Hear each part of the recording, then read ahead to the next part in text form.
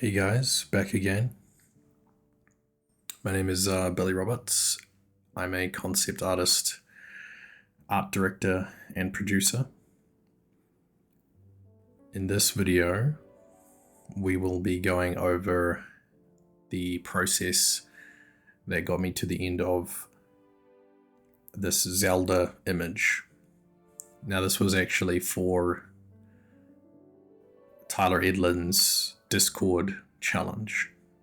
I seen one of his videos on YouTube recently, and I was like, "Yep, I gotta do that."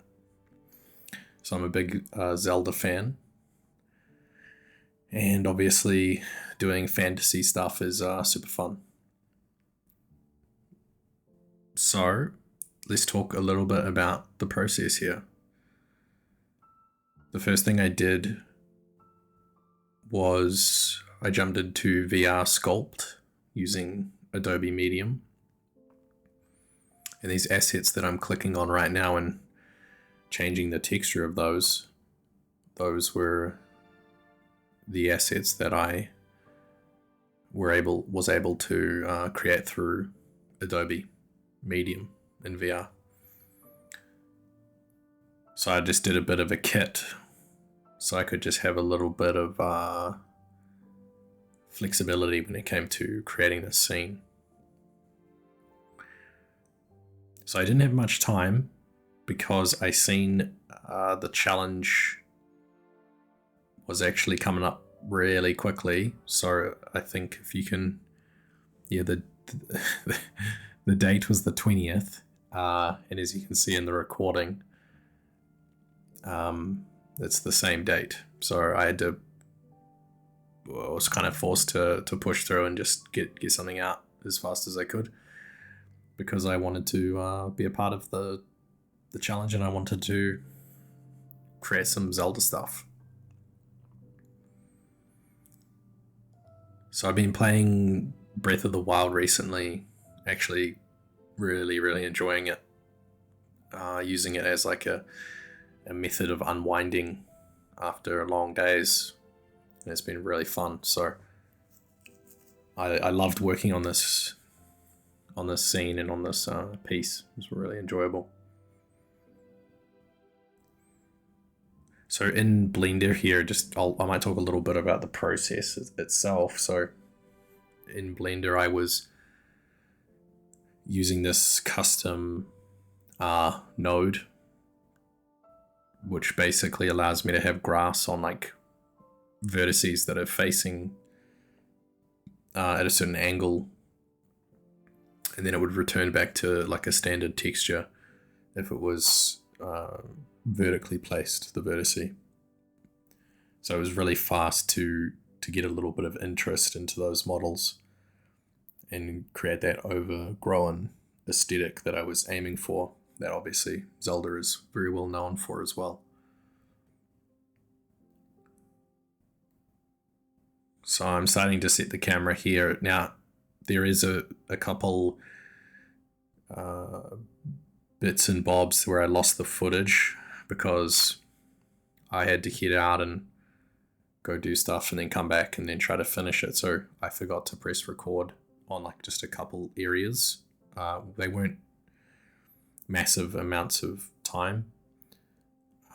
Maybe I lost like half an hour or something of recording, but most of the process has been recorded. So in total, when I reviewed the footage, it was around about, I know this is arbitrary information, but I might as well give it to you guys anyway. There was a sort of I think it was 3 hours. Yeah, the first recording was an hour, and the next one was 2 and a bit. So it's maybe 3.5 hours to finish this piece. So I like working like this in Blender, where you have like the camera on the left is the one where you sort of explore options once you set your composition or the idea of your composition, and then you can kind of just play around and start to create random things on the left, and it's good because you're sort of compositing your composition as you work. So it's extremely efficient, and I would highly recommend working like this if you can.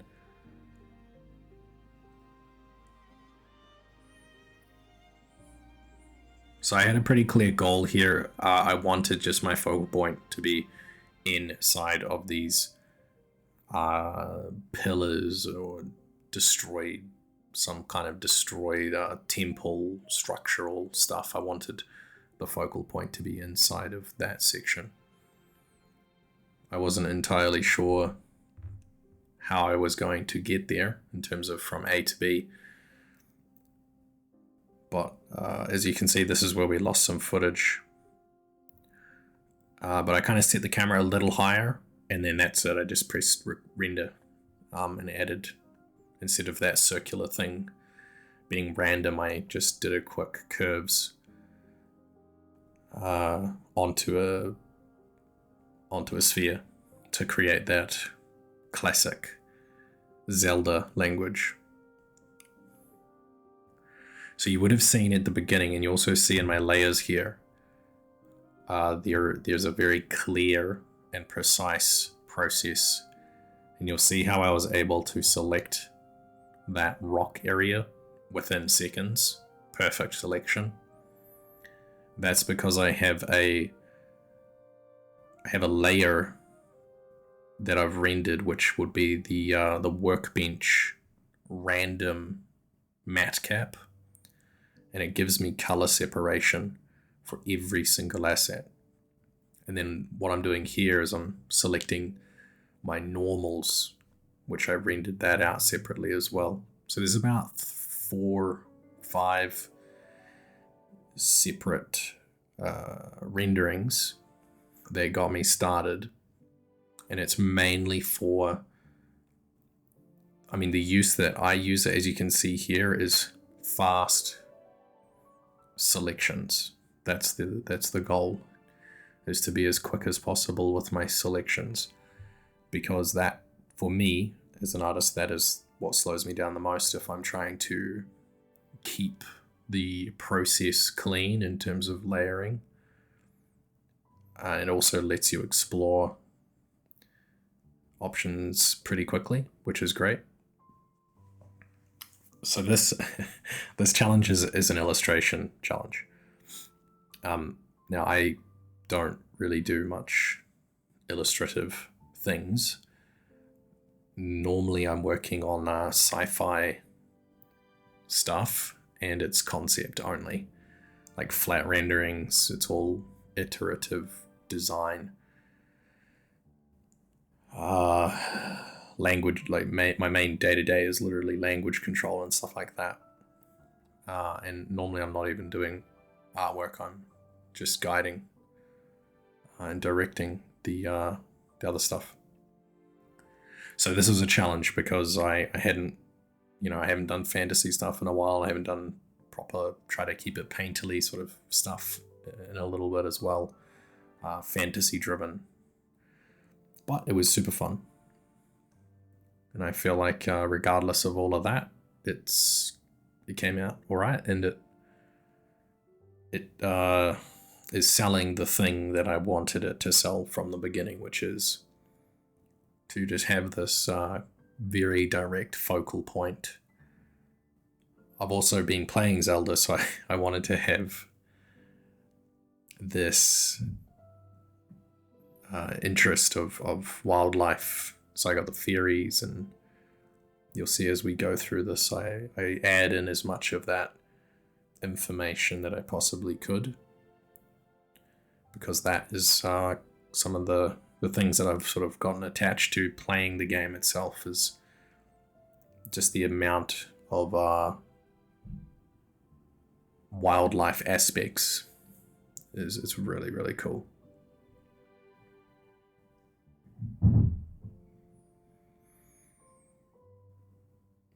So I think back onto like process driven conversation, the biggest hurdle you have when you go through this type of process here is you get a lot of noise, especially if you're using like trees and stuff that have or like here, like what I'm painting out here, which all this foliage stuff, it's really quite annoying because I want it to be soft. I want it to be balanced in terms of the midtones and the shadows. So if I were to redo this, I would probably try to eliminate my shadow tone from my foliage, and also try to eliminate the power of the shadow in general inside of the 3D, because I spend a lot of my time just trying to get rid of that stuff, which is all in all a little bit of a waste, in my opinion. A waste of time, that is.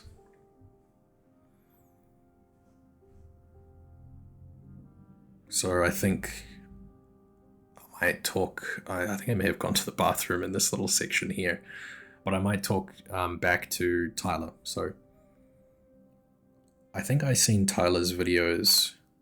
It would have been around about 7 years ago, probably when he started. And forgive me if I'm wrong, Tyler, but that's just when I recall it. At that point, I was not doing this type of work full time. I was actually a carpenter, and I was doing this stuff in my spare time, in my weekends, at nighttime, and stuff like that. And I started picking up on the fact that I really enjoy this stuff. So that's when I started pushing. That's also when I found Tyler. So I just wanted to have a bit of a shout out for Tyler, because I was watching his YouTube channel and getting inspired by the things that he was doing, and it definitely helped me get from A to B, from where I was 7 years ago to where I am now. It was definitely an inspiration and a motivation, mainly coming down to the fact that I seen him progress so quickly. I also seen him working and being able to pay the bills through this craft. So for me, that was a huge motivator, because I was like, well, if he can do it, why can't I? And that sort of segues me into the next point of this video. The thing that I wanted to talk about is, number one, Tyler's awesome, and he's enabled a lot of young artists to keep fighting and keep pushing forward, which is fantastic. Something that I'm passionate about as well, and it's something that I try to help my artists within my company achieve as well, as obviously wanting them to be the best they can possibly be. And also myself, I want myself to obviously accelerate as fast as you can. That's always the goal of an artist. So yeah, big shout out to Tyler. I guess I made this image as a thank you to him. Super fast. Sorry about that. I could have probably spent a bit more time on it, but it's all right. So it segues me into like the next point of the conversation, which is that good things do take time, and a lot of people, they try to notice progression over the span of 3 months or 6 months. Look, sometimes it takes, you might receive feedback on something, or you might have a problem with your own work where your eyes are greater than your hands, right? And what I mean by that is your taste and your understanding of the fundamentals is higher than your dexterity or your muscle memory or your mileage. Now, all of those things coincide with each other to line up your fundamental theoretical knowledge, to help you and enable you to be able to produce your visual knowledge onto paper. So the point that I'm trying to make there is very clear, which is don't get discouraged by lack thereof in terms of progression, because some of the things that I've learnt from many artists don't come to fruition, or they don't click into place until many years later. Sometimes it could be a year, or it might be 2 years. But the point is that all that you're trying to do is connect the dots overall. So all of the fundamentals need to progress along the line of going towards the trajectory of getting better overall. And some of those things click faster than others. It could be the fact that you're working on that one type of thing a little bit more than the other thing in terms of fundamentals, and that might be the case. That might be the reasons why those things click faster. The point I'm trying to make, though, is don't get discouraged. It is going to stick, and it is going to glue, and it's only a matter of time before your knowledge lines up with your dexterity. And that's speaking from my personal experience. It's also coming from a place of many artists around me communicating the same things and feeling the same way. So it's a thing where you just have to be patient with your process, with your progress, and you will learn things on the way and pick up on things along the way, which inevitably will bring you to a point where you become a little bit more satisfied with what you're doing in your work. So hopefully that's reassuring to a lot of people.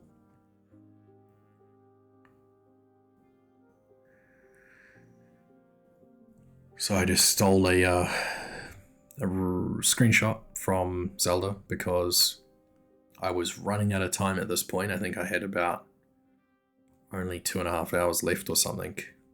Tyler made like a countdown clock on the challenge, which was awesome because then I could actually know when I needed to deliver it. But it was also a little bit stressful at this point because I was like, oh, I'm a little far away from completing this image. So I started picking up the pace a little bit.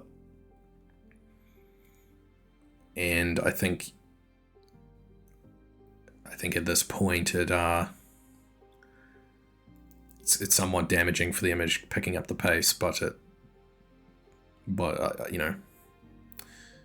there's no point in missing the deadline that was set.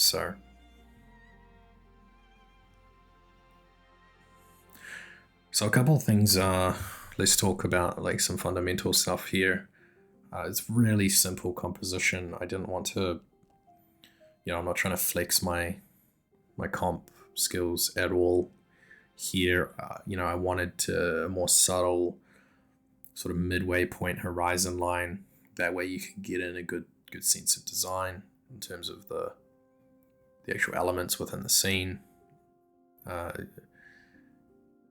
also I wanted this very clear cross through where it goes from Zelda, the character, and it kind of zigzags very subtly through the water and then directs you directly to the big dome.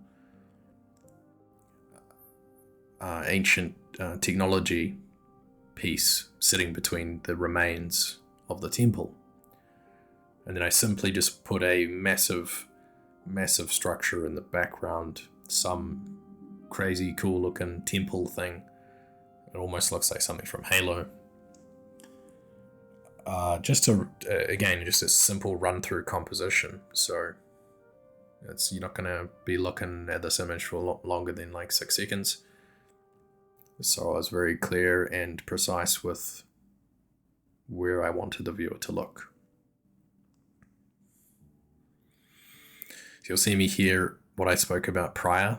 You'll see a lot of this happening now, where I'm having to go back in and try to remove these blank spots where the shadow is too harsh inside of my foliage, and I'm trying to stylize it. That really screwed me up a little bit. It took way longer than it needed to. So I started being a little bit more aggressive and was trying to play around with like diversity in my stamping brushes just to get it done in time. But all in all, it was really fun working on this. Thanks for the challenge, Tyler. And hopefully I can get some more time to do some more challenges. So very, very rewarding and enjoyable. So a couple more things before the video wraps up. You'll see the video jump from point to point. I walked away and I went and did some stuff, and I came back and I think I had like 40 minutes left. So I just forgot to press record in the stress of it all. But it's pretty much the same image. It's just more detail and just a couple clouds and stuff like that. So I just used the last of that time up that I had left.